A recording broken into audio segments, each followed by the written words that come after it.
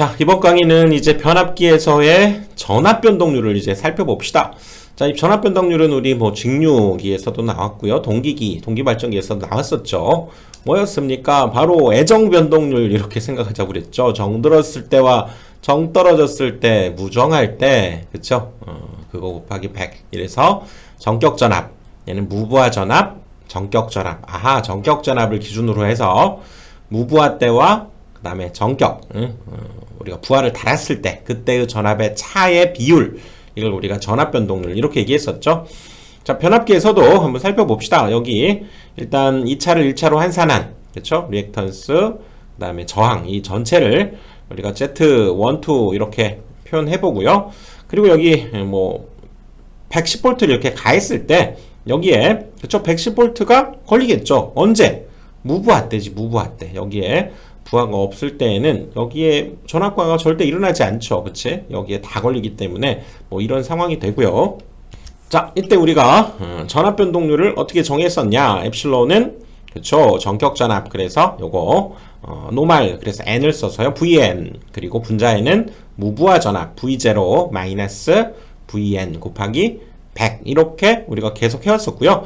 주로 이 전압 변동은 우리 변압기에서는 2차 측에서 주로 이루어지기 때문에요. 이것을 첨자 2를 써서 2n, 여기도 2차 측의 무부하, 2차 측의 전격, 이렇게 보통은 표기를 하게 됩니다. 그래서 이 그림도 2차 측을 기준으로 다 얘를 바꿨다 이렇게 가정을 하고요. 쉽게 이제 표현하기 위해서 이걸 그냥 R2, X2, 2차 측을 기준으로 바꾼 전체의 저항과 리액턴스다 이렇게 생각을 해주시고요.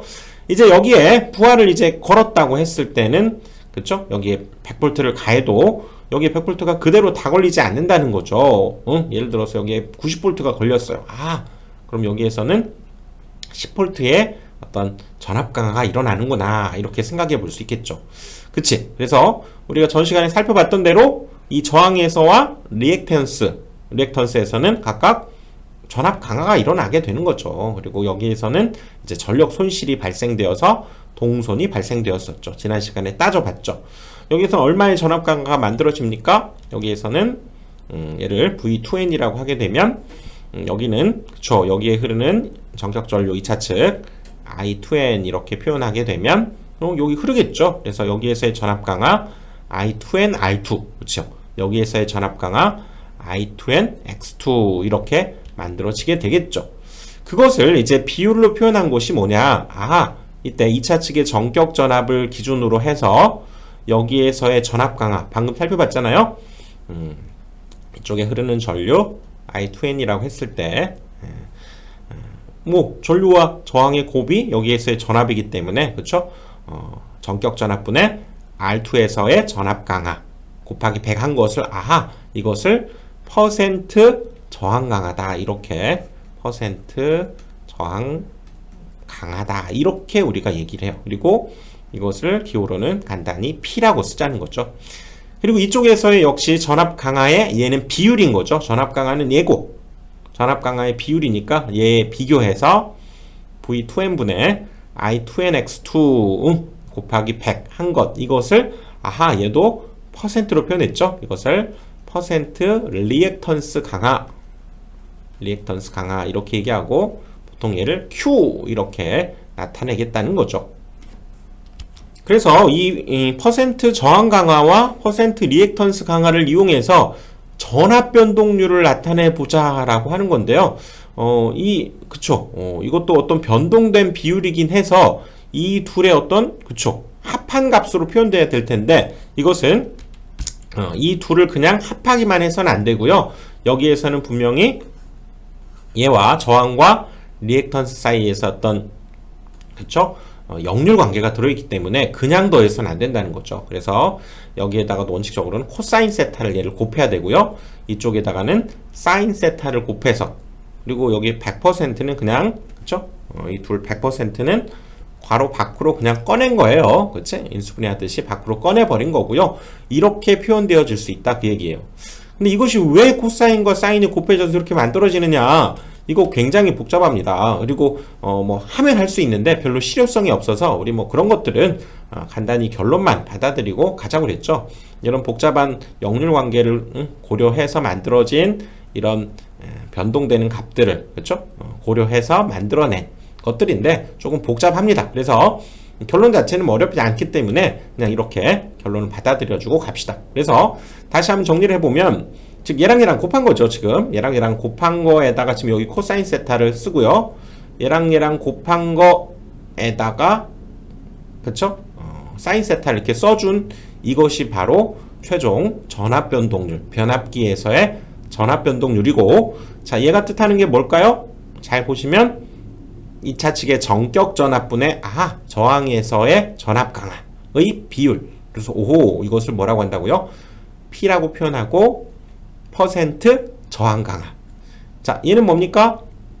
2차 정격 전압분의 리액턴스에서의 전압 강화. 오호, 그 비율을 뜻하는 퍼센트. 그래서 퍼센트 리액턴스 강화 이렇게 얘기하고 이 부분을 간단히 Q라고 쓰고, 최종적으로 전압 변동률 엡실론은 P 코사인 세타 플러스 Q 사인 세타 형태로 표현돼야 된다라고 하는 것을 결론적으로 우리가 받아들여 주셔야 돼요. 이것을 퍼센트 저항 강화, Q를 퍼센트 리액턴스 강화 이렇게 나타내겠다는 거죠. 그래서 다시 한번 봅시다. 여기 2차 측에서의 지금 그렇죠? 부하를 이렇게 돌려서 돌아가고 있을 때죠. 그치? 그때 걸리는 2차 측의 전격 전압분에 여기 전격 전류가 흐르는 상황에서 이것은 1, 2차 합한 전체 저항과 전체 리액턴스입니다. 간단히 우리가 2차를 중심으로 살펴보고 있기 때문에 간단히 R2, X2 이렇게 표현하고요. 여기와 여기에서의 전압 강화가 반드시 이루어진다고 그랬죠. 그래서 그 비율로 따지자면 V2N분의 R2에서의 전압 강화의 비율, 그래서 얘를 퍼센트 저항 강화, X2에서의 그쵸 저항 강화, 그래서 퍼센트 리액턴스 강화, 그래서 얘를 Q라고 표현하는데, 전체의 전압 변동률 자체는 이 둘을 그냥 무작정 더하면 안 된다는 거죠. 여기엔 역률 관계가 들어있기 때문에 P에다가는 코사인 세타를 곱하고 Q에다가는 사인 세타를 곱해서 더한 것이 전압 변동률로, 이 변압기에서의 전압 변동률을 이렇게 표현하는구나 라고 하는 것을 이제 우리가 받아들이고 이용을 해봅시다. 자, 이제 우리가 외워야 될 결론 뭡니까? 이거죠. 결론. 전압 변동률은 그렇죠? 정들었을 때와 무정할 때, 정들었을 때와 무정할 때인데, 특히 이 변압기에서는 퍼센트 저항 강화의 코사인 세타 더하기 퍼센트 리액턴스 강화의 사인 세타를 곱한 것인데요. 여기가 보통 이제 플러스로 표현될 때는 이제 지상 부하를 갖고 있을 때 여기가 플러스로 표현되고요. 그다음에 여기가 마이너스로 표현될 때는 진상 부하를 가질 때 그때 이렇게 표현된다라고 하는 거 역시 기억을 해두시고, 그리고 자, 이 부분 다시 한번 살펴봅시다. 반복하면 뭐 좋으니까요. 이 P가 뭐라고요? 여기 P는 자, 2차 측의 정격 전압분의 저항에서의 전압 강화. 그래서 퍼센트 얘를 저항 강하다 이렇게 표현하고, Q를 2차 측의 정격 전압분의 리액턴스에서의 전압 강화의 비율, 그래서 퍼센트 리액턴스 강화 이렇게 얘기하는데요. 오호, 자, 이 부분만 한번 또 살펴볼까요? 이 부분을 보면 지금 얘는 뭘 한 거냐면 분자분모에 지금 어차피 분자분모에 똑같은 값을 곱해도 되잖아요. 여기에도 I2N을 곱하고 분자에도 I2N을 한번 곱해 봅시다. 자, 분자분모에 똑같은 값을 곱해도 되잖아요. 그래서 지금 요 식은 그렇죠, 얘네들을 곱한 거고, 분자는 그러면 I2N의 제곱 R2가 되겠죠. 그러고 보니까 자, 여기 쓴 얘는 뭐라고 할 수 있냐면 이것을 우리가 그쵸, 전력이죠, 전력. V와 I 곱한 걸 우리가 용량이라고도 얘기하니까 얘를 정격 용량이다 이렇게 PN 표현하고요. 얘를 가만히 보면 얘는 뭡니까? 저항에서 일어난 전력 손실인 거죠. 이거 바로 전 시간에 전 강의에 살펴봤죠. 우리 저항에서 일어나는 손실 뭐였습니까? 동손이었죠. 그래서 이 전압 변동률에서의 이 퍼센트 저항 강화에는 이 전격 용량분의 전격 용량이라고 했죠. 전격 용량분의 얘는 뭐였습니까? 동선이죠. 동선. 그리고도 뭐라고 표현했습니까? 임피던스 와트라고도 했죠. 임피던스 와트. 이걸로도 이렇게 전압 변동률과 역시 관계론이 있구나라고 하는 걸 알 수 있다는 거죠. 여기 이렇게 표현해 두었네요. 전격 용량분의 동선, 임피던스 와트 이렇게 해서 퍼센트 역시 저항 강화가 이렇게도 표현될 수 있다라고 하는 걸 기억을 해보고요. 또 뭐 지금 같은 상황이죠. 같은 상황에서 오호 이번에는 퍼센트 임피던스 강화를 살펴보는데요. 여기에서 퍼센트 저항 강화가 만들어지고 여기에서 퍼센트 리액턴스 강화가 만들어지면 뭐 이 둘의 합산한 것을 우리가 퍼센트 임피던스 강화다 이렇게 얘기하고요. 그렇죠. 얘도 정의는 똑같겠죠. 2차 측의 전격 전압분의 임피던스에서 만들어지는 전압 강화의 비율. 오호 이것을 퍼센트 임피던스 강화 또는 사실은 퍼센트 임피던스 우리가 전에 배운 거죠. 그 같은 의미예요. 그렇다면 여기에서의 전압 강화가 지금 P였고요. 여기에서의 퍼센트 리액턴스 강화를 Q라고 했을 때 그리고 여기에서의 전압 강화를 퍼센트 전체 임피던스 강화 사이에서는 그냥 무작정 얘네 둘이 더하면 얘가 나옵니까? 아니죠. 이 둘의 어떤 역률 관계 때문에 둘을 그런 피타고라스 삼각형, 직각삼각형을 가지고 생각해야죠. 아하, 여기에서도 성립하는구나. 퍼센트 임피던스 강화와 퍼센트 저항 강화, 퍼센트 리액턴스 강화 사이에는 이런 직각삼각형 관계가 성립하면서 역시 이 퍼센트 임피던스 강화의 크기를 구하라 그러면 얘를 이용해도 된다는 얘기죠. 이 둘을 안다고 하면 무작정 더하는 게 아니라 뭐 그렇죠. 이렇게 루트 P의 제곱 플러스 Q의 제곱 형태로 얘가 표현될 것이다. 그 얘기죠. 오호. 그렇죠? 그리고 또 어떻게도 해석을 해보냐면 자 우리가 전 시간에 배웠던 걸 해석을 또 해보면요. 자 이 부분은 그대로 가고요.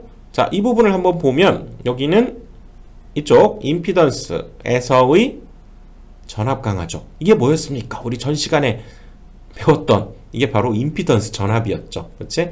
여기에서의 전압 강화. 그렇지? 여기에다가 0V부터 쫙 올려가면서 여기를 단락시켜서 지난 시간에 살폈죠. 여기를 단락시켜가지고 0V부터 쫙 올려가면서 이쪽에 전격 전류가 흐를 때의 그때 여기에 요 전압이었죠. 요 전압. 이것을 VS라고 하고 이쪽에서의 전압 강화를 뜻하는 그쵸? VS 임피던스 전압 그랬었죠. 자, 요거 지난 시간에 했던 이렇게도 역시 아하 나타낼 수 있구나라는 거죠. 그래서 전격 전압분의 임피던스 전압 곱하기 100 이렇게도 얘를 표현해 볼 수 있다. 그 다음에 이 퍼센트 임피던스 강화 또는 퍼센트 임피던스 이것이 등장했던 거 다시 한번 정리를 해보면요. 우리 앞에서 살펴봤었죠. 요거 기억납니까 여러분들? 요 부분 우리가 단락전류죠. 단락전류는 전격 전류 곱하기 퍼센트 임피던스 분의 100 그래서 퍼센트 임피던스 정의에서 처음에 나왔던 공식 중에 하나죠. 그리고 이것을 변형을 해보면 자 IN이 밑으로 가면 이렇게 IN 분의 IS 그것이 바로 그럼 이쪽에 퍼센트 임피던스 분의 100만 남게 되고요.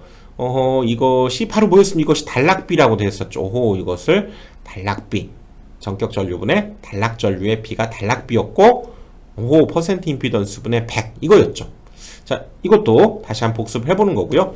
그 다음에 또 뭐 있었습니까? 여기에서 자 퍼센트 임피던스를 이렇게도 표현한다고 그랬죠. 10V 제곱분의 ZP 이렇게 표현하고 여기에서의 전압 여기에서의 여기 용량 이것들의 단위가 중요하다고 그랬죠. V는 얘는 킬로볼트를 단위로 써야 되고요. 그 다음에 여기 P는 킬로와트를 단위로 해서 계산해야만 퍼센트 임피던스가 맞춰지는 이 공식도 기억하자고 그랬죠. 10V 제곱분의 ZP 자, 요 관계에도 이 퍼센트 임피던스 또는 퍼센트 임피던스 강화가 사실 들어있다 이렇게 볼 수 있는 거죠. 자 그래서 이제 정리를 해봅니다. 전압 변동률 입실론은 정들었을 때와 무정할 때 그쵸? 곱하기 100으로 표현하고요. 자 이제 외워야죠. 퍼센트 저항 강화의 코사인 세타 Q 사인 세타 이건 퍼센트 리액턴스 강화인데 지상일 때 플러스 진상일 때는 마이너스 형태로 표현되고요. 자 이게 이제 결론이 된 거고요. 그 다음에 이때 최대 전압 변동률을 한번 우리가 생각을 해보자 그 얘기를 하고요. 그래서 먼저 자 코사인 세타가 1일 때 자 요것을 기준으로 가봅시다. 보통 지상부하니까요. 요걸 기준으로 해보면 자 코사인 세타가 1이면 자 코사인 세타가 1이면 얘가 1이죠. 그럼 사인 세타는 얼마입니까? 사인 세타는 0이죠. 코사인 세타가 1이라는 얘기는 세타가 0이고 세타가 0이면 사인 세타는 0이니까. 아, 그럼 P밖에 안 남겠네. 그러니까 코사인 세타가 1이면 이 전압 변동률은 그냥 P만 남게 되는 거죠. 상수. P가 된다. 그 얘기지. 그리고 코사인 세타가 1이 아닐 때에는, 자, 1이 아니면 이것을 우리가 수학적으로는 이 코사인과 사인의 이런 합으로 표현된 것을 이거 상하감수의 합성이라고 하죠. 상하감수의 합성. 그거에 의해서 합성할 수 있는데, 여기에서는 따로 따로 공부하지는 않을게요. 이걸 상하감수의 합성에 의해서 합성을 하게 되면 이거는 사인 세타 플러스 알파 이런 형태로 얘가 합성이 됩니다. 그래서 사인은 뭐 어차피 마이너스 1에서 플러스 1까지 왔다 갔다 하는 거니까요. 이것이 그냥 자체로 최대값이 되는 거죠. 그치? 그래서 그럴 때는 엡실론, 그쵸? 맥시멈 최대값이 바로 루트 요 값 P의 제곱 플러스 Q의 제곱이 만들어지게 되고요. 그리고 자, 여기에서 앞에서 우리가 살펴본 대로 이 퍼센트 임피던스 강화와 퍼센트 저항 강화, 퍼센트 리액턴스 강화 사이에는 이런 직각삼각형 관계가 성립하기 때문에, 아하, 여기 루트 P제곱 더하기 Q제곱을 얘를 퍼센트 임피던스로 볼 수 있겠구나. 그쵸? 그치? 요 관계가 보여야 되고요. 그리고 또 만약에 이 상황에서 역률 코사인 세타를 구하라 그러면 이런 관계로서도 우리가 코사인 세타를 구할 수 있다는 거죠. 뭘까요? 바로 퍼센트 임피던스 분의 퍼센트 저항 강화가 되겠죠. 그래서 코사인 세타는 퍼센트 임피던스 분의 퍼센트 저항 강화 이렇게 되고요. 그리고 요거 자체, 그쵸? 퍼센트 임피던스가 아까 요거였으니까 루트 요 둘의 관계로 표현하자면, 그쵸? 퍼센트 임피던스 대신에 루트 P의 제곱 Q의 제곱 합의 P 뭐 이렇게도 표현해 볼 수 있다 그 얘기지. 자, 이렇게 해서 이번 강의는 이제 변압기에서의 전압 변동률 같이 살펴봤고요. 자, 반복만이 우리에게 가져다 줍니다. 익숙함을 가져다 줘요. 반복하면. 처음 보면 굉장히 불편하고 어렵지만 반복하면 분명히 익숙해집니다. 자, 다음 강의에서 또 뵙겠습니다.